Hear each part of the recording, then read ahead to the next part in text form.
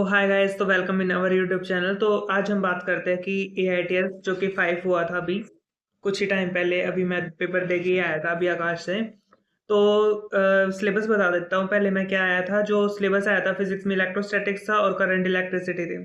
Biology में principle inheritance and the variation था, और SRF sexual reproduction the flowering plant था, और ह्यूमन रिप्रोडक्शन था और रिप्रोडक्टिव हेल्थ था।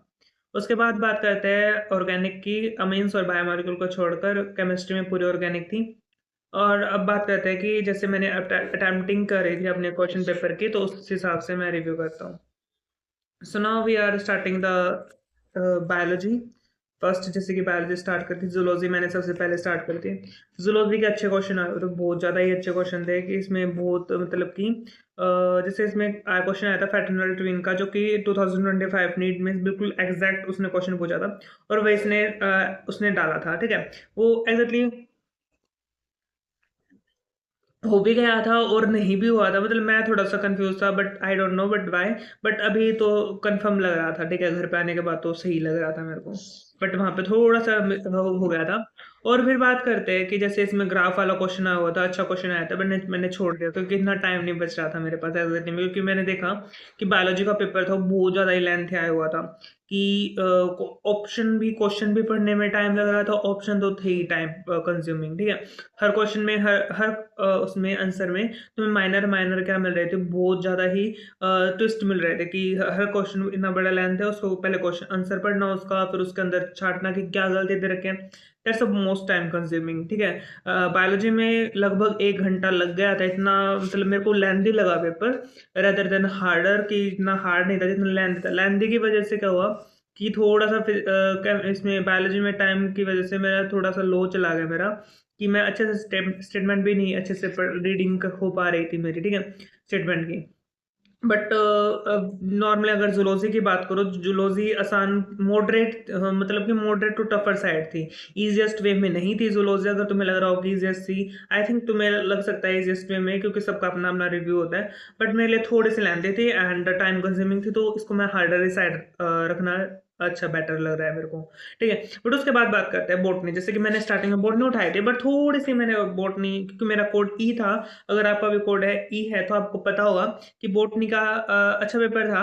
नॉर्मली स्टार्टिंग में क्या लग रहा था, स्टार्टिंग में थोड़े मुश्किल क्वेश्चन थे, बीच में आसान भी आए थे, लास्ट में भी इजी क्वेश्चन आया था। एंड एक ये उसमें भी आया था मैप यूनिट, नहीं होते कि तुम्हारा जीन जीन के बीच में डिस्टेंस वाला होता है। ये मैंने अपनी 12th क्लास में लास्ट टाइम 12th में किया था। फिर उसके बाद ना टीचर्स ने करवाया आज तक, और ना फिर अभी हुआ। और क्वेश्चन भी पीवाईक्यूज भी नहीं दिख रहे थे इस पे। एंड फिर आज ही मैंने ये फर्स्ट टाइम, उसके बाद आज ही मेरा एक क्वेश्चन आ गया है। एंड जैसे कि मेरे को आता था और मैंने कर भी दिया था, ये फर्स्ट टाइम में हो गया था। फिर उसके बाद बात करते हैं कि इसमें अ, जैसे कि कुछ क्वेश्चन थे, वो हो गए थे बट थोड़ा सा टाइम कंज्यूमिंग। जैसे इसमें भी टाइम कंज्यूमिंग क्वेश्चन था, बिल्कुल आसान तो बिल्कुल भी नहीं थी कि आसान लग रहा हो मेरे को, ये समझ में नहीं आया था। बट एक क्वेश्चन जो जिसमें था कि movement of gene from one linkage to another, I don't know ये एनसीईआरटी में था या नहीं था, but not. So back to normal, अभी कुछ काम था। सो अभी बात करते हैं कि हमारा जो इसमें मैंने कहा कि जो रिकॉम्बिनेशन लिंकेज वाला था, थोड़ा सा मेरे को अजीब लगा। बट रेदर देन छोड़ो उसको। एक आधा क्वेश्चन तो देखो मिलेगा ही मिलेगा, आउट ऑफ सिलेबस मिलेगा, या फिर जैसे कर रखा था ये क्वेश्चन, ऐसा नहीं है कि नहीं कर रखा था। बट मैं अभी एनसीईआरटी पढ़ के गया था नॉर्मली, मैंने मेरे को ये था आपकी बात कि एनसीईआरटी पर अच्छी कमांड होनी चाहिए रेदर देन की नोट्स में हाईली डीप। क्योंकि नोट्स यार देखो मेरे बहुत ज़्यादा ही डीप है, कि तुम उठा के देखोगे ना बहुत ज़्यादा ही डीप है। तो मैंने उन नोट्स को थोड़ा सा पढ़ा, हाँ बिल्कुल नहीं छोड़ गया, पढ़ा था। बट बिल्कुल भी डिटेल में नहीं पढ़ के गया था कि बिल्कुल ही लाइन टू लाइन करके गया, नहीं। एनसीईआरटी को लाइन टू लाइन करी थी, बट नोट्स को लाइन टू लाइन नहीं कर पाया था, टाइम नहीं मिला था एग्जैक्टली में। क्योंकि लास्ट में भी जो इस हफ्ता है, ये हफ्ता मेरे टेस्ट में ही निकल रहा है, ठीक है, मोस्ट ऑफ द, ठीक है। और फिर उसके बाद बात करते हैं कि जैसे इसमें ये क्वेश्चन था ना, मेरा क्वेश्चन पढ़ने का टाइम नहीं मिला था। आई डोंट नो ये क्वेश्चन कैसा था, आसान था मुश्किल था। बट मेरे से फर्स्ट बारी में नहीं हुआ था आई थिंक। हाँ, फर्स्ट बारी में मेरे को नहीं हुआ था, सेकंड बारी भी नहीं हुआ, ठीक है। मैंने दोबारा भी इसको करने की कोशिश करी थी, नहीं हुआ, तो मैंने छोड़ दिया था इसको। और बात करता हूँ बॉटनी। तो अधिकतर ये लगा लो कि मॉडरेट थी बॉटनी। तुम इजी में बॉटनी को तो नहीं कहोगे, क्योंकि इसमें क्वेश्चन थे कुछ ऐसे जो आउट ऑफ भी थे और हार्डर भी थे, ठीक है। आउट ऑफ द तो वैसे बात है, हार्डर तो होंगे क्योंकि आता नहीं था, क्योंकि जो आता नहीं है वही तो हार्डर होता है। ओके, सो इसमें डायग्राम बेस्ड भी क्वेश्चन थे, जो कि डायग्राम मैं करके गया था। एनसीईआरटी के डायग्राम तो कोई भी बाहर से डायग्राम नहीं था, ये भी शुक्र है। ठीक है, और इसमें कुछ फालतू क्वेश्चन इतना नहीं डाला था। आसान आया हुआ था पेपर, मतलब नॉर्मली करने लायक था। ठीक है, बिल्कुल हवा में नहीं था कि तुम बिना पढ़े करके चलो जाओ, करने लायक था, मैं कह रहा हूँ करने लायक था।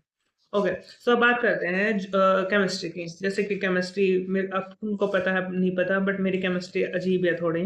क्या बताऊँ मैं मेरी केमिस्ट्री के बारे में, बट है थोड़ी अजीब मेरी केमिस्ट्री। तो ऑर्गेनिक था एक तो, और देखो फिजिकल मेरी अच्छी है, कोई डाउट नहीं है। उससे थोड़ा सा नीचे आ जाती है मेरी इनऑर्गेनिक। ठीक है, फिर उससे थोड़ा सा नीचे आ जाती थी मेरी ऑर्गेनिक, बट अब मैंने ऑर्गेनिक अब थोड़ी सी ऊपर आ चुकी है। देखो ऑर्गेनिक मैंने पढ़नी स्टार्ट कर दिया। ऑर्गेनिक बिल्कुल भी मैंने टच नहीं छोड़ा। मैंने सोचा कि यार ऑर्गेनिक 50% आ रही है केमिस्ट्री में, तो करके तो जानी थी। ऐसा नहीं था कि मेरी ऑर्गेनिक से कोई दुश्मनी है, बट ये लगा लो कि अब तो बेटर है, क्योंकि टीचर्स मेरे को अच्छे मिल गए हैं। क्योंकि पहले क्या होता था, टीचर्स मेरे को नहीं मिले थे। जब लास्ट ईयर पढ़ रहा था मेरे को टीचर ही नहीं मिले थे, एंड अब की बार जो टीचर मिले उससे तो ऑर्गेनिक अच्छी हो चुकी है, पहले से तो वो हायर बेटर हो चुके हैं, जहाँ मेरे को पिछली बार हाइड्रोकार्बन वगैरह का भी नहीं पता था। अब तो सॉर्ट आउट है। बट फिर भी अभी मैं कहूँगा कि जैसे अभी मेरी ऑर्गेनिक अभी भी चली हुई है, कि अभी खत्म नहीं हुआ है मेरा ऑर्गेनिक का सिलेबस, क्योंकि सिर्फ ऑर्गेनिक ही बची हुई है मेरे बैच में, और तो सब हो गया है। अब ऑर्गेनिक में अमीन्स चला हुआ है, फिर उसके बाद क्या चलेगा, बायोमोलिक्यूल चलेगा, फिर उसके बाद प्रैक्टिकल ऑर्गेनिक केमिस्ट्री चलेगी। ठीक है, सोल्ट एनालिसिस भी रहता है, मैं देखता हूँ कैसे करूँ उसको, 10-15 लेक्चर उसके देखने पड़ेंगे सोल्ट एनालिसिस के भी। बट मैं सोच रहा हूँ कि सोल्ट एनालिसिस में एक आधा क्वेश्चन आना है मुश्किल से, और क्या उसके पीछे भागना। बट देखते हैं, अगर टाइम मिलता है तो कर लेंगे। वैसे जो ना सोल्ट एनालिसिस थोड़ा बहुत तो गिना चुना तो कर ही लूंगा। ठीक है, ज़्यादा डीप में नहीं जाना चाहता, मैं चाहता हूँ कि 1 शॉट 2 शॉट में ही खत्म कर लूँ। एक आधा क्वेश्चन आना, ज़्यादा तो आना नहीं वैसे भी।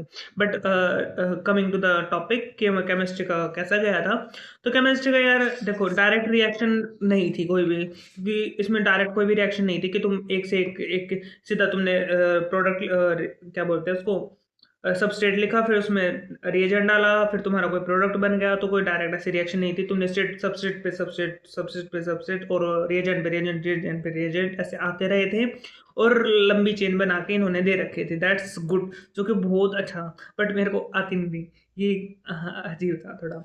बट कोई नहीं, सीख जाऊंगा जैसे जैसे टाइम। तो आज नीट का फॉर्म भी आ चुका है इसी बीच। सो नेक्स्ट नीट के फॉर्म के लास्ट में बात करेंगे। सो नेक्स्ट बात बताते हैं कि इसने ऑप्टिकल आइसोमेरिज्म आया हुआ था मीजो से कंपाउंड, जो कि मेरे को आई लव मीजो कंपाउंड, कि मेरे को ना मीजो बहुत अच्छा लगता है। कि उसमें कायरल कार्बन होने के बाद भी क्या होता है, प्लेन ऑफ सिमेट्री की वजह से वो क्या हो जाता है, वो हो जाता है ऑप्टिकली इनएक्टिव हो जाता है, बाय द वे। सो इसमें आया था। ओके, सो आई थिंक मैंने क्वेश्चन गलत कर दिया। सॉरी, मैंने क्वेश्चन गलत कर दिया, मेरा अभी दिखा। ठीक है, सो कोई नहीं, अभी तो देखते हैं क्या क्या गलत निकलेगा। अभी मैंने खुद देखा, मैंने यार क्वेश्चन तो ऑप्टिकली एक्टिव का था, और मैंने ऑप्टिकली इनएक्टिव का क्यों लगा दिया, आई डोंट नो बट बाय। नहीं नहीं नहीं, ठीक करा ठीक करा। ओके, सो नहीं ठीक करा मैंने, जान में जान आई। क्योंकि देखो अभी बताता हूँ मैंने क्या किया। मैंने ना ये क्वेश्चन पढ़ा, तुम्हारे में भी आया होगा आई थिंक, इसमें पूछ रखा था ऑप्टिकली एक्टिव का, और मैंने डायग्राम में बना के करा कि जो वो होता है ना, जैसे कायरल कार्बन तो सब में नहीं, दो में नहीं थे कायरल कार्बन। तो मैंने कायरल कायरल कार्बन नहीं देखा था, मैंने मीजो कंपाउंड ही देख लिया था कि जो वो हो रहे हैं वो ऑप्टिकली इनएक्टिव, और जो हो रहे हैं तो ऑप्टिकली एक्टिव। तो बस ऐसे ही अभी एकदम से लगा कि यार मैं तो गलत कर आया, बट नहीं करके आया। टेंशन ना लो, मैं भी नहीं ले रहा। ओके, सो रिएक्शन अगर ये बात करें, जैसे कि इसमें ऐसे लाइन में पूरा रिएजेंट डाल रखा था, और तुम्हें एंड प्रोडक्ट बताना था। और इसमें क्वेश्चन आया था जो कि एनसीईआरटी से आउट ऑफ सिलेबस था, बट हमारे टीचर ने करवाया था, थैंक गॉड। एंड मैं उनको साक्षात नमन करना चाहूंगा कि काश उन्होंने वो क्वेश्चन करवाया। आई कैन शो यू, देखो मैं अपने नोट्स भी दिखाता हूँ कि वो क्वेश्चन था या नहीं था। जो क्वेश्चन था, देखो मैं ना उस क्वेश्चन में बहुत ज़्यादा खुश हुआ था। हालांकि मैंने पहले उस पर गलत टिक करा, बाद बाद में याद आ गया था मेरे को, क्योंकि सर ने कहा था कि ये आउट ऑफ एनसीईआरटी है, आएगा या नहीं आएगा कोई भरोसा नहीं, बट करके रख लो। ठीक है, ढूंढता हूँ, एक बार 2 मिनट देना। कहाँ गया। हाँ ये रहा, यूरोट्रोपिन वाला। आई डोंट थिंक मैंने पिछले साल करा था, बट इस साल जरूर करा मैंने। दिख रहा है यूरोट्रोपिन। फर्स्ट इसका यहीं से क्वेश्चन है, यूरोट्रोपिन इज ये है। और अभी मैं अपना नोट से दिखाता हूँ, ठीक है, जस्ट 1 मिनट। मैं आज केमिस्ट्री घर पे नोटबुक ले आया था, क्योंकि मेरे को केमिस्ट्री नहीं रहा। देखो मैंने इस पे नोट भी डाल रखा है कि नोट इन एनसीईआरटी, दिख रहा हो कि नोट इन एनसीईआरटी, ये RCHO एंड HNS3 लिख रखा है। फिर यहाँ से यूरोट्रोपिन बना दिया और यूरोट्रोपिन का पूरा डायग्राम बना दिया, ये रहा यहाँ पर, और लिख रखा है नोट इन एनसीईआरटी। मैंने डब्बे के अंदर बंद भी कर रखा था। मैंने जब टेस्ट से पहले पढ़ने गया था ना, तो मैं सोचा कि एनसीईआरटी नहीं, एनसीईआरटी करके जाते हैं, बट झलक लग गई थी, सिर्फ एक बार ऐसे पेज पे लगते हैं ना, झलक लग गई, और फिर तभी ये क्वेश्चन वहाँ पर हिट हुआ। और आई एम वेरी ग्लैड कि ये क्वेश्चन आता था और मेरे को मैंने कर दिया, ठीक है। बट पता नहीं बाय द वे और पूरा क्वेश्चन पेपर मैं नहीं जानता, बट इस क्वेश्चन में मैं श्योर हूँ कि मेरा क्वेश्चन दिखता, ठीक है। और उसके बाद बात करते हैं कि अरे अभी थोड़ी ना खत्म हुआ, अभी तो बात करते हैं कि उसका फिजिक्स का यार टफ था। मैं नहीं कह रहा इजी था, मैं नहीं कह रहा मॉडरेट था, टफ था, टफ था, टफ था, टफ था। ई का जरूर टफ था, मेरे को नहीं पता एफ का स्टार्टिंग में कैसा था, एफ का कैसा कैसा था। मेरे ई के स्टार्टिंग के क्वेश्चन हिल नहीं रहे थे, मतलब कि ये क्वेश्चन था, बेस था, फर्स्ट क्वेश्चन तुक्का मारा थोड़ा सा, मतलब कि logic, I don't no logic ठीक था नहीं था। ये क्वेश्चन छोड़ा, फिर ये भी छोड़ दिया, फिर ये कर दिया था बीच में, और फिर ये छोड़ दिया, फिर ये भी छोड़ दिया।